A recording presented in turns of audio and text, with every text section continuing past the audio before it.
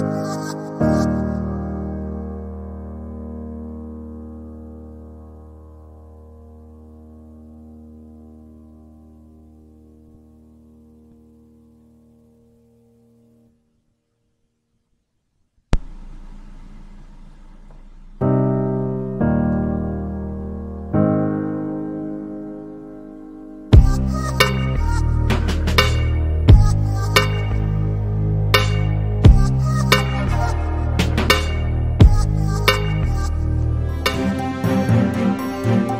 afternoon, everyone. I am MD, and this is the Fourth Branch program, the first and only program which is dedicated exclusively for those with common sense, a spirit of patriotism, and a determination for a more perfect union. Today, we bring you a very special program, Trade War with China, in which we will discuss the detail of having a trade war with any country in the world, be it China or any other country. What are the consequences?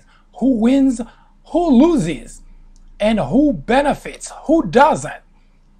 This is a three-part series. Today we present you the introduction to the trade war with China. Part 1, Part 3, Part 2, and Part 3 will be discussed in the following days at the exact same time.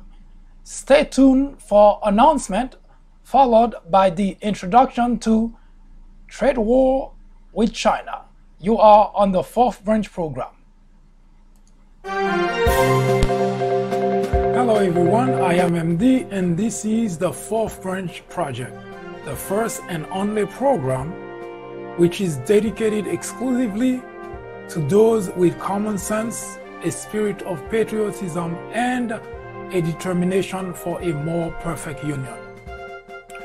The Fourth Branch project seeks to emphasize country over party. Its primary objective is to restore interest in civic duty and involvement in social, political issues, discussion, debate, which might impact lives in this generation and quite possibly in future ones. Put differently, the Fourth Branch project is a journey towards restoring America's greatness, where patriotism is the foundation of every decision, every policy, every word, every action. Said differently, it is a journey to save democracy in America. Stay with us. We will be right back. Don't go anywhere. The Fourth Branch program will return in just a moment.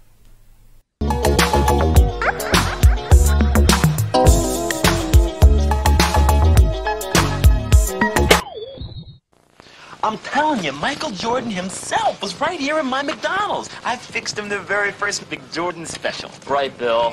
I did. I took a quarter-pound of pure beef, smoked bacon, cheese, and some of my favorite barbecue sauce, and I named it the McJordan Special. Bill, the sandwich, definitely great. Yeah, but you got the cooling with that story. But it's true. How you doing, Bill? Hi, Michael. Michael. The McJordan Special for a limited time.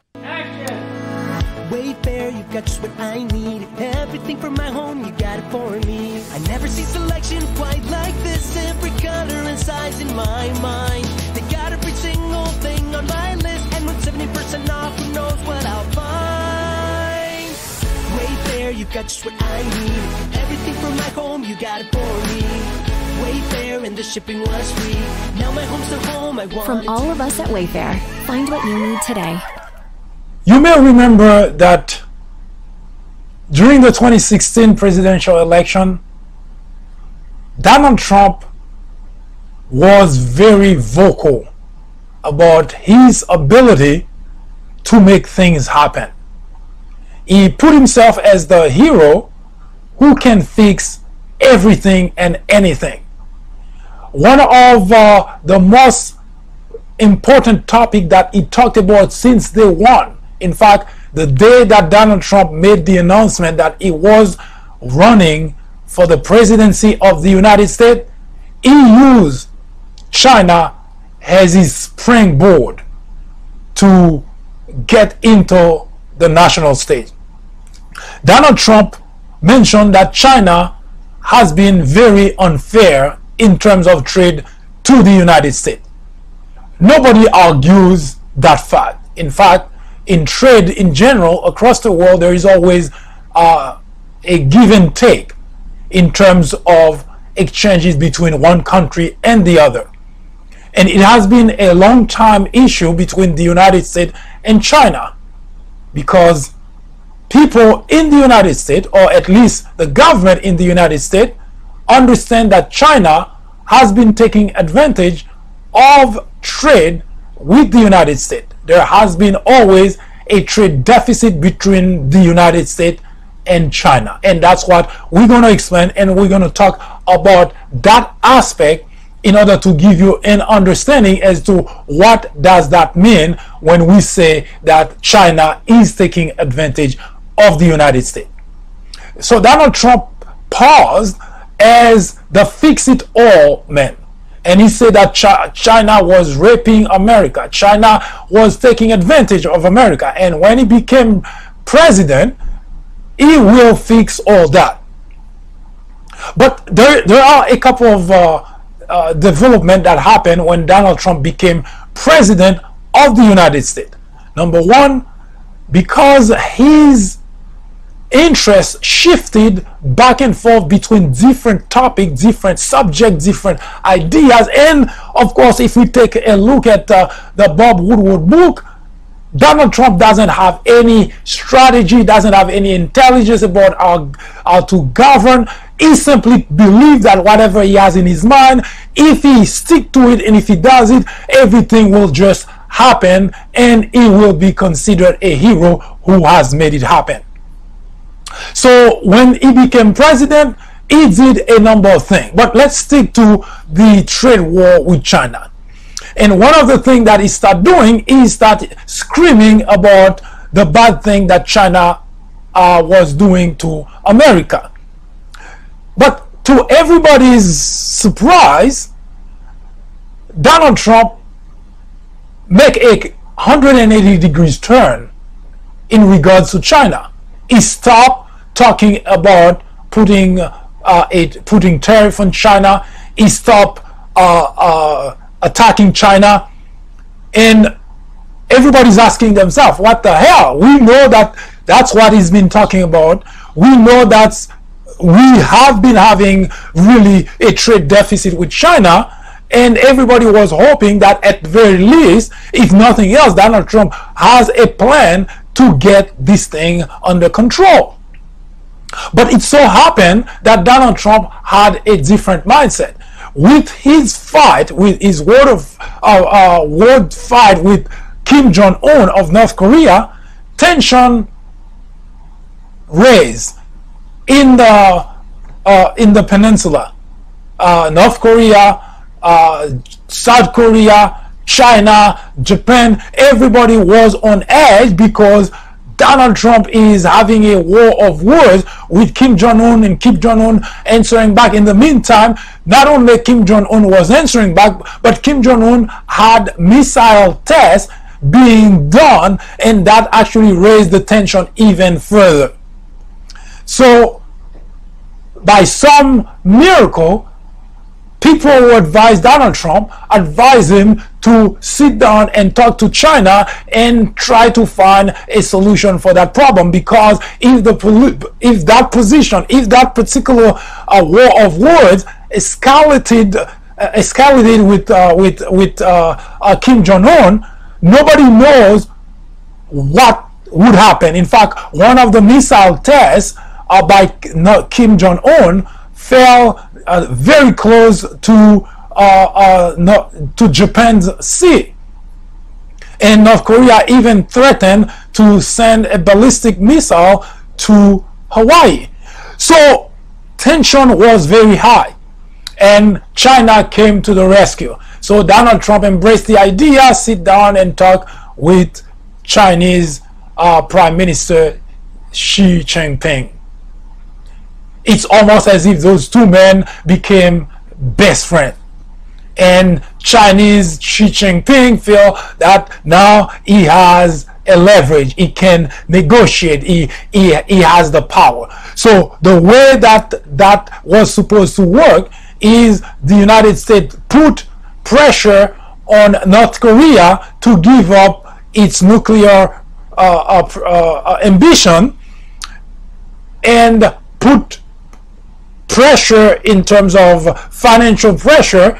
But there was one simple problem with United States trying to do that, because even if the whole world were to say we're going to punish North Korea financially, but because China does business with North Korea, unless China was to stop doing business with North Korea, unless China was to say categorically they're not going to have anything to do with North Korea, then it would mean absolutely nothing. Because as of date, even before the financial pressure was put on North Korea, China has been the main partner of North Korea. But because now this new partnership with the United States, who need China to do something in regards to North Korea by putting pressure on North Korea, so now Donald Trump dropped the idea of tariff against Chinese goods so that the Chinese government can help with the situation in North Korea. Now, I don't have to rehash the whole situation for you, but we know that through the evolution of things, at some point, Donald Trump figured out that he gets far enough, he doesn't need anybody anymore. If you remember, at some point, when Donald Trump was president-elect, the Japanese Prime Minister, Abe, came to the United States, make a few trips. He was the first one to actually come to the United States to congratulate Donald Trump. Donald Trump was president-elect. In fact, it was a violation of the system of our government, of our constitution, because we only have one president at a time. But it so happened that during the time that Donald Trump was president-elect, Abe came to the United States not only to congratulate Donald Trump, but to start working out a strategy with Donald Trump when he occupies the Oval Office, so that he can take care of the situation of the North Korean situation. So Donald Trump felt loved, felt powerful, because he has the Chinese government, he has the Japanese government, he has the South Korean government. Everybody is asking Donald Trump, please help with North Korea. So at the point that Donald Trump felt that he got the situation under control, he pushed to the curb the Chinese Prime Minister Xi Jinping. So it's almost as if the same way that he has been dealing in his personal business, the same way he has been dealing with people in his private business, that's the same way he decided to deal with head of state. He only uses you when he needs to use you and get rid of you when he feels that he doesn't need your help. But unfortunately, it doesn't work the same way in government, because head of state, they do not only respond to one government, the United States, because they have their pool, that they have their influence elsewhere. For instance, China in the Pacific Peninsula happen to be a major player. So the United States cannot really make much happen in that area without Chinese involvement. But Donald Trump just kicked Xi Jinping to the side and decide to go it alone. For a certain amount of time, things seems to be going okay without the Chinese involvement, and Xi Jinping took a seat back. But unfortunately, or fortunately, should we say, depending on your state of mind, what ended up happening, Xi Jinping was we don't want to use the word undermining the US government, but he was using his leverage in that area to force Donald Trump to come to the table and bring him into the process of negotiation. So Xi Jinping dispatched his people to North Korea and tried to work a deal with North Korea, and it seems to have worked, because at some point it seems that Donald Trump must have lost whatever leverage that he had on North Korea, because they learned through after North Korea had left after North Korean leader had left China, that's when they learning that North Korean leader was in China. So it became very clear that Chinese government, Xi Jinping, seems to be using his influence in North Korea in order to force Donald Trump to come back to him. So Donald Trump become enraged about the whole idea and start negotiating, or at least try to start negotiating directly with North Korea leader Kim Jong-un. Now, for a moment, it seems that Donald Trump was being successful without the Chinese government involvement. Although South Korea felt that he was still in the fold, but what the South Korean Abe didn't understand about Donald Trump is once he get the head, or he feels, because it seems that that's the way he wants to govern, the same way that he runs his business, when he feels in his gut that he has it under control, then nobody else matters. So Donald Trump managed through back and forth negotiation using his Secretary of State Mike Pompeo going to North Korea to do different type of negotiation with Kim Jong-un, who met with Mike Pompeo and so on. So there were a number of activities that clearly said that something was going to happen. In fact, if you listen to media that supportive of Donald Trump, you would think that's the best thing that has happened to the United States since its existence. They're talking about how that's gonna really help the United States, that Donald Trump decide to sit with the North Korean leader and so on. And I do remember very clearly how much that same group of people was bashing Obama when he proposed the idea during the 2009 election, when he proposed the idea of sitting down with North Korea, with Iran, in fact, to sit down with dictators. He was bashed for being a naive person, and yet those same individuals saw what Donald Trump was doing as being okay. Regardless, everybody was hoping that something comes out of it. And sure enough, at some point, what ended up happening is a meeting was set for Donald Trump and Kim Jong-un to sit down in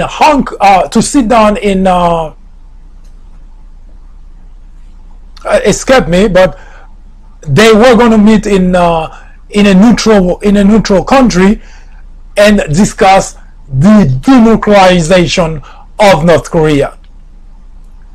So, despite the fact that the Prime Minister of Japan made a special trip to the United States to meet with Donald Trump, to remind him during the time that he is going to sit down with Kim Jong-un to talk about that denuclearization, to make certain that there is no wiggle room for North Korea in terms of getting rid of everything.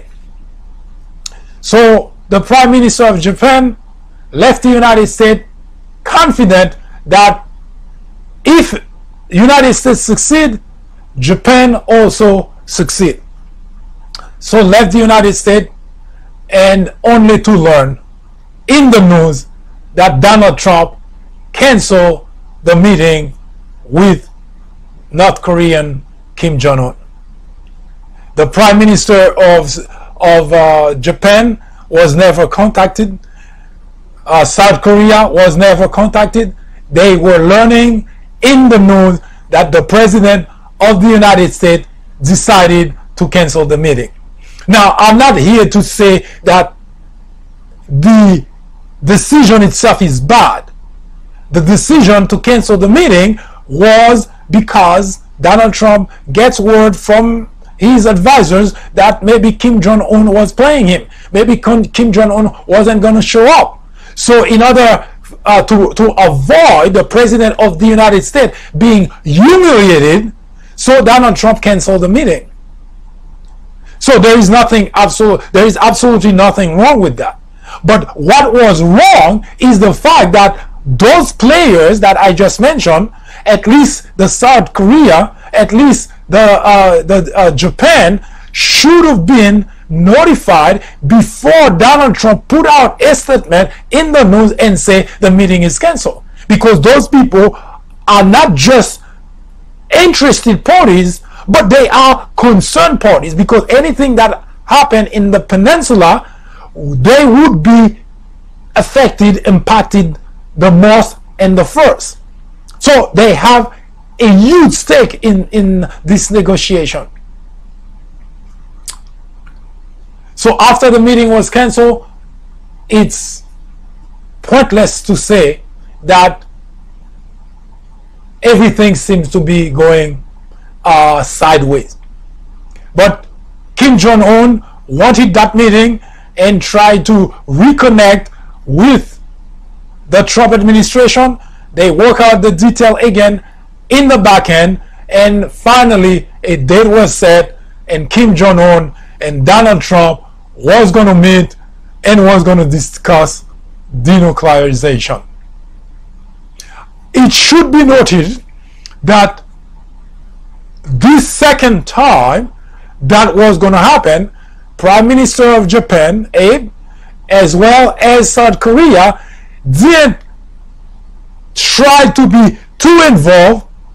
They were interested in the outcome, obviously, but they didn't want to be too involved and suffer the same drawback, the same humiliation as before, because no head of state would want to put themselves in the same predicament twice. Shame me once, fool me once, shame on me, fool me twice. Fool me once, shame on you, fool me twice, shame on me. So they kind of take that at arm's length and waiting to hear what Donald Trump had to say, what Donald Trump would do. But eventually the meeting did happen, and Prime Minister of Japan as well as the South Korea, they went to the summit to attend because they wanted to be there. It's a historic moment. US president meeting with North Korean Kim Jong-un leader. That's not small. That is huge. That is big. So they discuss, according to them, they discuss denuclearization. They sign document in front of the camera, take pictures. Everything looks grandiose. And Donald Trump came back to the country and say, denuclearization problem solved. Here it is. No more problem with North Korea. We all know it didn't end that way. Now, the side of the story that requires the understanding of everything that I just explained is the fact that all that happened with China pushed to the side, and because Donald Trump believed what just happened is a success, so on his way, once he was back in Washington, the first move that he made was to officially slap a tariffs on Chinese goods. Of course, selected Chinese goods. So that was his way to say, see, I'm solving all the problem in the world. I took care of denuclearization in North Korea. Now I'm going to take care of the Chinese problem, the trade deficit problem. So he put tariffs on Chinese goods. A few days later, Chinese retaliated. Also put tariffs on American goods. Of course, a sector of goods. So now it became obvious that his strategy of bullying head of state cannot really work the same way as when he was bullying his client, not paying people who sell him product, who sell product to him, who did services to him. That's the way he bullied them, and take them to court, or let them take him to court and wear them out. So he figured, okay, so since you did, Chinese retaliated, so he went back to the drawing board and found what other goods he can put tariffs on, and he came back and put tariffs on more Chinese goods. And the game that Donald Trump was playing is hoping that at some point Chinese will just give up. But the reason that a strategy like that cannot work is because although selling to the United States is beneficial to China, but the United States is not the only place that Chinese do business with. They pretty much cover the whole world. They ship their product across the world. So, as expected, the Chinese government retaliated again and put more tariffs on more American goods. And what that had done is create problem for a number of sectors here in the United States. So for a moment, everybody thought, wow, maybe that war is over, or that war was over, because we don't hear anything anymore.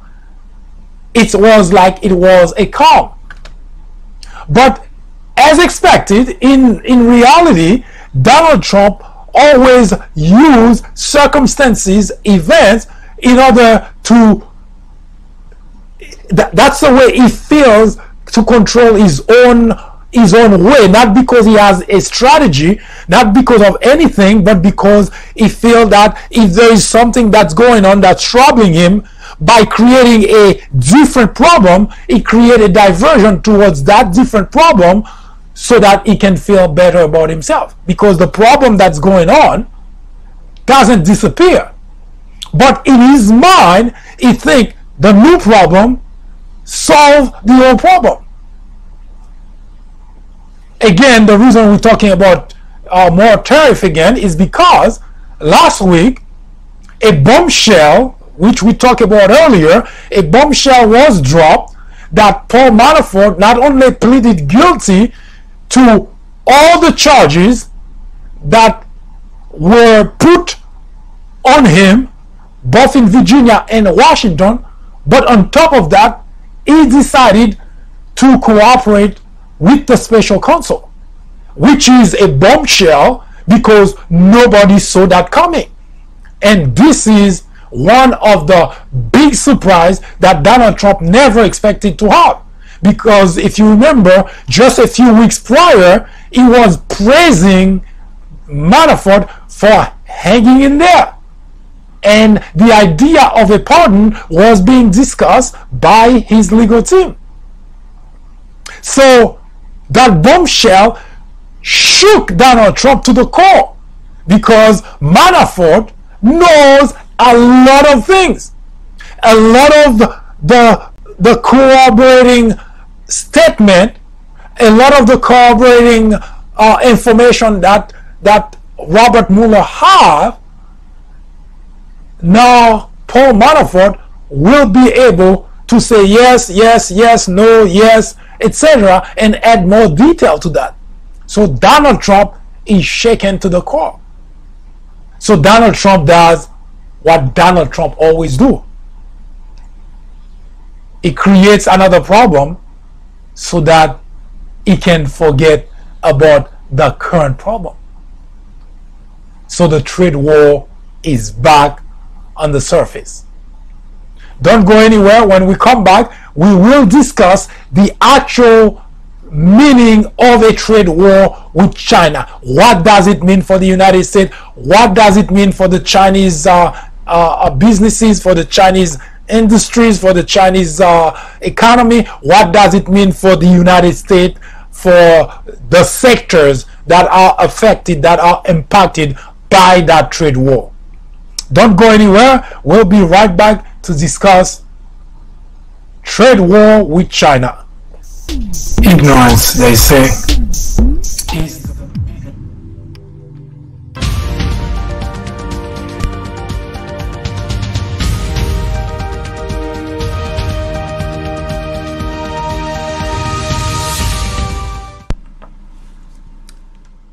Good afternoon. I thank you very much for taking the time to listen to the introduction of trade war with China.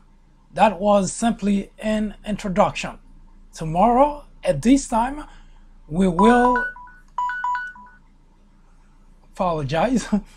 Tomorrow at the same time we will air part 1 of the trade war with China. This is an important topic because it impacts most every American who lives right here in the United States.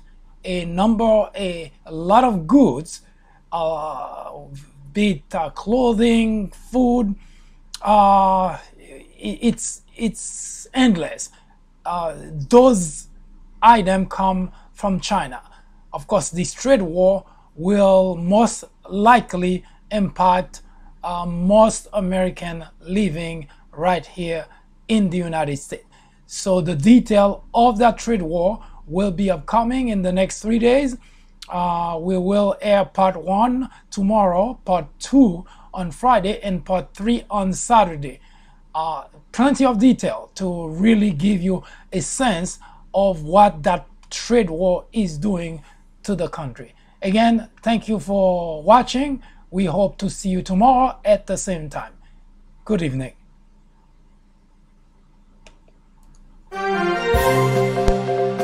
Hello everyone, I am MD and this is the Fourth Branch Project, the first and only program which is dedicated exclusively to those with common sense, a spirit of patriotism, and a determination for a more perfect union.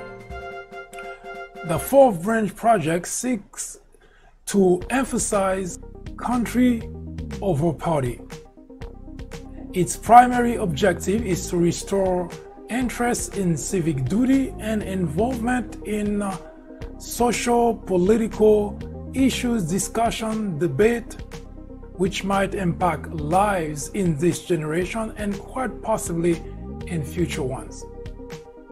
Put differently, the Fourth Branch Project is a journey towards restoring America's greatness, where patriotism is the foundation of every decision, every policy, every word, every action. Said differently, it is a journey to save democracy in America. Stay with us.